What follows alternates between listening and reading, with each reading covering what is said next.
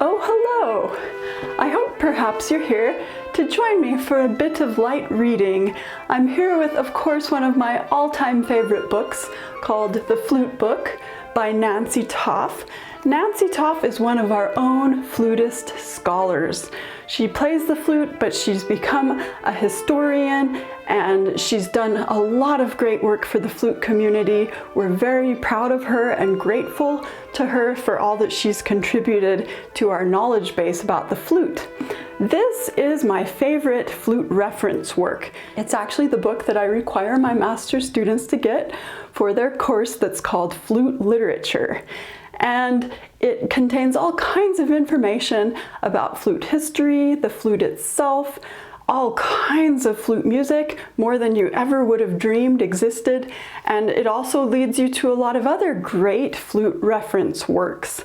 I caught myself once telling a student of mine that were I to find myself on a desert island, this would be my desert island flute reference book. And then I had to say, I'm on a desert island. Why do I have a flute reference book with me? What exactly are my priorities? But anyway, I have this book with me today because as one of the very first things that she puts in this book, she has a section which she calls Flutist or Flautist. So this question of what we should call ourselves if we play the flute is obviously an important one to settle. Today we're going to go ahead and answer this age-old question, which I personally am asked at least a couple of times each and every month. Which one is it? Is it flutist or flautist? But first, please like, comment, share, subscribe. Thank you.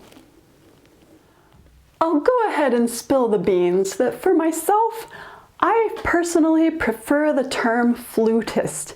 And let me explain to you why I prefer this term. First of all, it is in fact not an age-old question whether the term is flutist or flautist. The term flautist did not come into existence until 1860.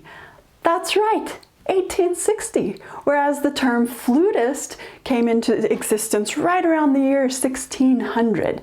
The reason that flautist was created is that Nathaniel Hawthorne was writing a book, a romance which he called The Marble Faun. He wrote this after touring in Italy for a year and a half, and he wanted to Italian up his English in his novel. I believe the author term for what he did would be to say that he wanted to add some local color.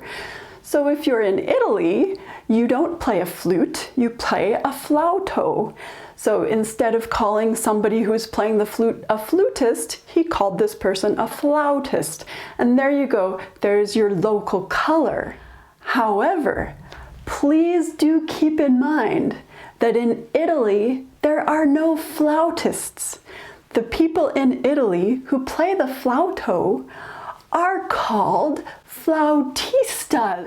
So flautist really is a made-up English word that's intended to sound Italian.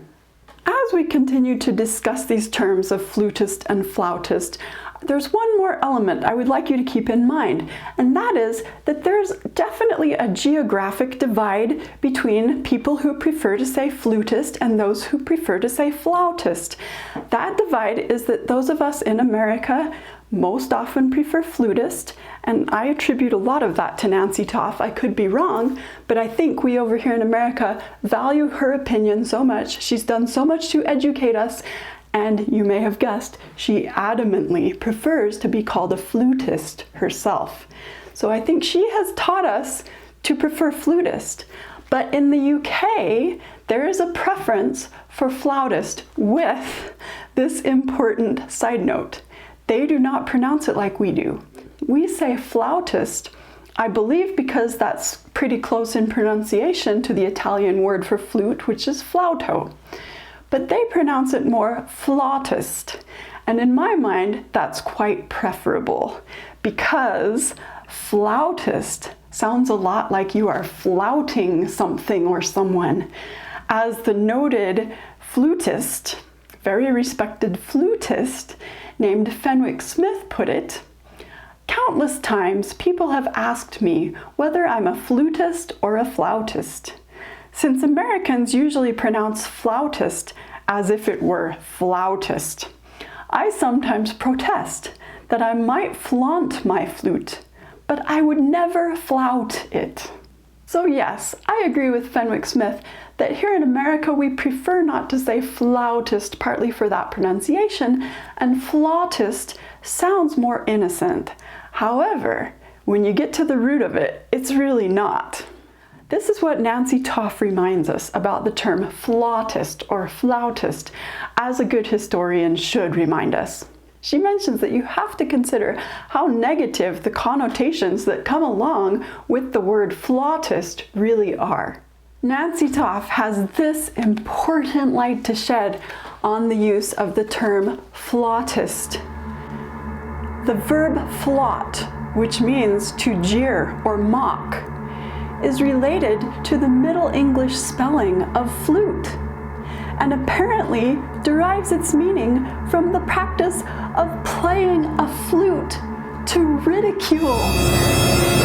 Now, I don't know about you, but I never play my flute to flout or ridicule anyone. By now, I hope it comes as no surprise that I want to stick with my original statement and tell you to call me a flutist rather than a flautist or even a flautist. After all, as we mentioned, flutist was around longer than flautist regardless. Flutist came into existence right around the year 1600, 1603, and flautist or flautist came into existence much later in the year 1860. The term flutist comes from the French term flutiste. And as a further option for your consideration, Nancy Toff states that if you don't want to call her a flutist, you could call her a fluter. That term appeared in the year 1666 in a diary of Samuel Pepys. As for myself, if you don't want to call me a flutist, I'm not going to say call me a fluter as Nancy Toff prefers, but I will say, why don't you please go ahead and call me a flute tuber? And just FYI, you do have plenty of other terms to resort to before you choose to go with flautist or flautist. Consider, for instance, flute player, one who plays the flute, a musician who plays the flute, even flutenist, which is rare but out there as a valid term. Only say flautist if you're prepared to use that British pronunciation, or even better, if you're prepared to follow it up with this statement. The reason I prefer to use this inauthentic term to describe one who plays the flute is that I am a huge fan of the American author Nathaniel Hawthorne. I deeply love his use of this term in his romance, The Marble Faun, and so in order to honor his memory, I am happy to use this word that he coined in order to describe a musician who plays the flute.